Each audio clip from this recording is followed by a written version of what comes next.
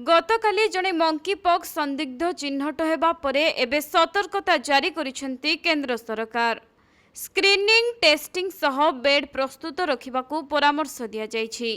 एने समस्त राज्य एवं केंद्र शासित अंचल को चिठी लिखि सूचना देछि स्वास्थ्य विभाग।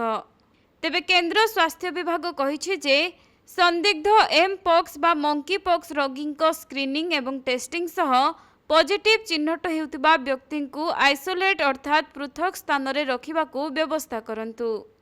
तेबे मृत्यु आशंका किंबा संक्रमण को रोकिबा उद्देश्य रे एहिपरि सतर्कता जारी करिसेंती केंद्र सरकार। सूचनायोग्य जे गतकाली जड़े युवक मंकी पॉक्स संदिग्ध चिन्हट होइछंती। तांको शरीर रे मंकी पॉक्स रो विभिन्न लक्षण देखा जिबारु सैंपल टेस्ट पाई नमूना पठा जायछि। तेबे से मंकी पॉक्स संक्रमित देशरु फेरिथिले। तेणु आज स्वास्थ्य विभाग पक्षरु समस्त राज्य और केंद्र शासित अंचलर सरकारंकु आगुआ सतर्क रहिबाकू परामर्श दिया जायछि।